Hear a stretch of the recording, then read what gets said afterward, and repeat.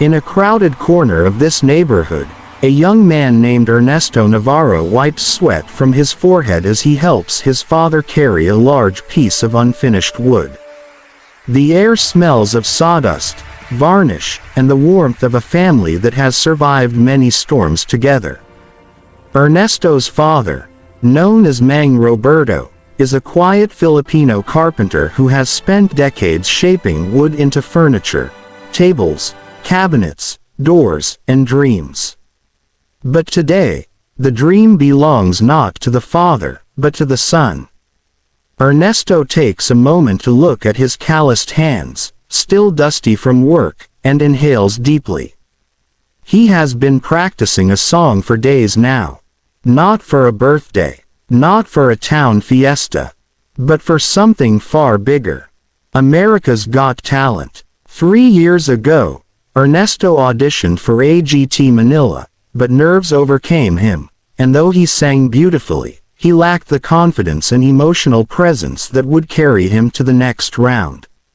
He remembers walking off that stage with the echo of his shaky voice still trapped in his ears.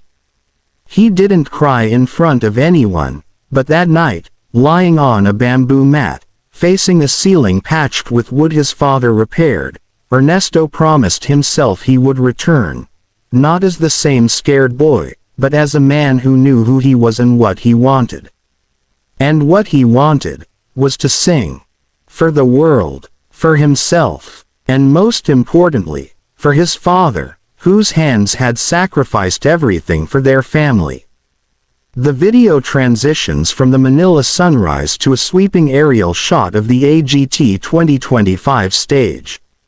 Bright spotlights slice through the dark auditorium, and the massive LED screens glow with vibrant colors. The crowd murmurs, the judges take their seats, and the anticipation crackles in the air like electricity.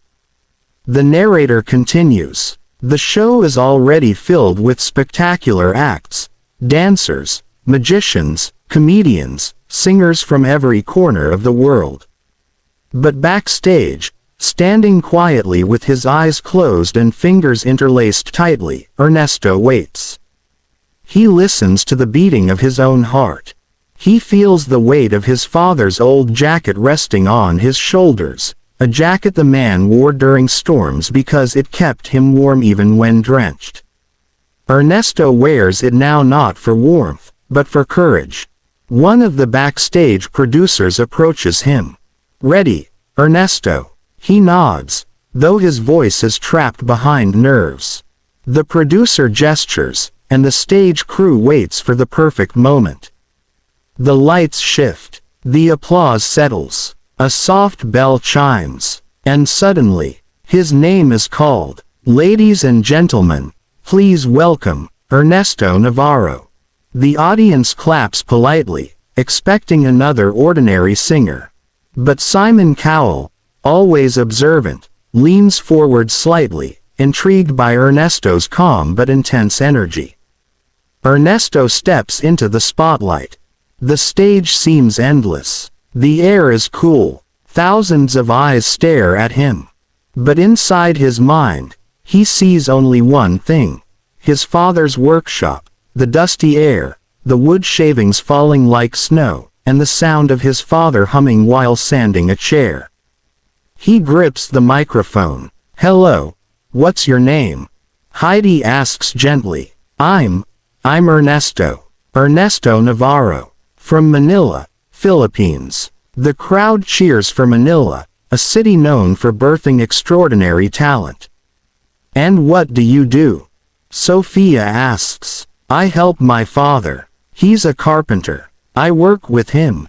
Every day." A subtle hush falls over the room. His voice carries sincerity, humility, and the quiet strength of someone who has lived a life of responsibility. "And why are you here today?" Simon asks, eyes locked onto Ernesto's. Ernesto takes a breath. "I'm here because last time, I wasn't ready. I wasn't brave enough. But my father told me, if your hands can build chairs, they can also hold a microphone. So, I'm here to try again."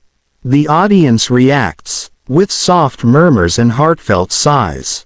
Simon nods thoughtfully. "What will you be singing?" "A Filipino classic. A song my father used to sing while working." Simon raises an eyebrow. "Well then, Ernesto, show us what you've got." The music begins, gentle, nostalgic, almost like a lullaby of the islands. The first verse floats into the air, and Ernesto's voice is soft, steady, fragile, but beautiful. It carries emotion like a wave, slowly rising, gradually pushing the audience into a deep silence. He closes his eyes. He sings not to impress, but to tell a story. A story of a father who sacrificed everything. A story of a boy who grew up with sawdust on his skin. A story of dreams that almost drowned in fear but refused to die. Halfway through the song, the lights dim, leaving only a spotlight around him. The stage becomes his world. His voice grows stronger, fuller, ringing through the auditorium, hitting notes that seem impossible for someone who never had formal training. Then, something happens. Simon's eyes begin to glisten. It's not the high notes that affect him. It's the honesty, the heartbreak, the purity. Simon has heard thousands of singers, but very few who sing as if their life depends on it. As Ernesto reaches the final chorus, his voice cracks, not from weakness, but from overwhelming emotion. The room vibrates with raw power. The audience rises to their feet in a wave of applause.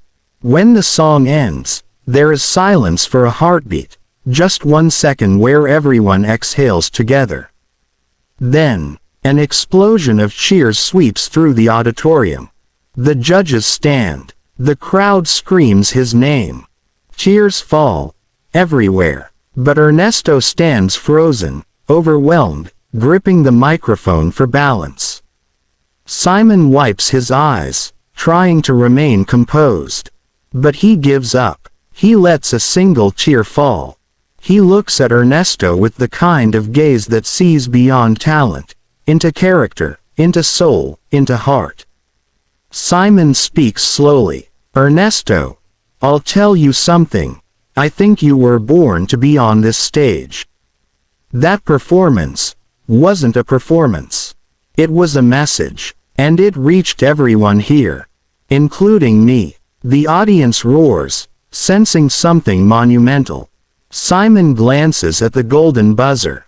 The music swells. He places both hands on the table, stands, and says in a soft but powerful voice, "For your father, for your comeback, for your heart." He slams the golden buzzer. The room erupts. Golden confetti shoots into the air, raining down like blessings.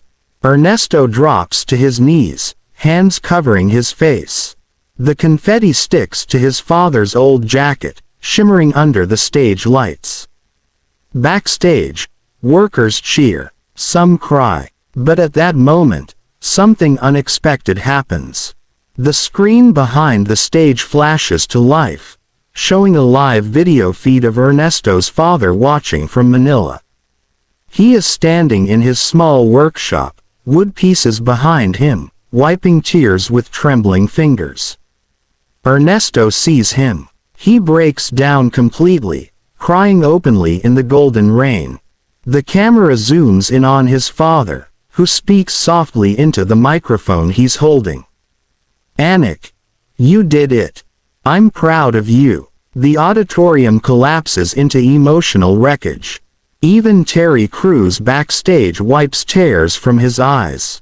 Ernesto tries speaking but can only choke out a single line. "Ha! This is for you."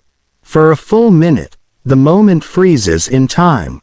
Golden confetti, a son crying, a father smiling through tears, and Simon Cowell standing with one of the most emotional faces he has ever shown on the show. The music fades and the video transitions back to narration. After that night, Ernesto became one of the most talked about contestants in AGT 2025. Millions watched his audition online, people from around the world praising his humility, his story, and his voice.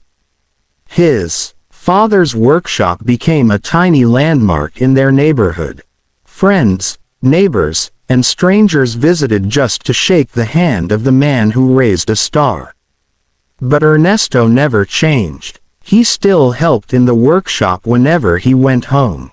Still sanded wood. Still carried furniture. Still wore his father's jacket whenever he needed strength. He said in an interview one day, "Success is nothing if you forget where you came from. My father built dreams out of wood. I just built mine out of music." The narrator's voice softens as the video reaches its emotional peak. This is more than a story of a singer. It is the story of a father's sacrifice, a son's determination, and a dream that refused to fade. From the humble carpentry shop in Manila to the grand stage of America's Got Talent, Ernesto's journey reminds us that greatness isn't born in luxury. It is crafted, shaped, and sanded by love, hardship, and hope. The final scene fades to Ernesto standing on the AGT stage, bowing deeply, eyes shimmering with gratitude, while the audience chants his name. Then everything fades to black. The narrator delivers the final line. And that is how the carpenter's son from Manila returned to AGT 2025 and made Simon Cowell cry.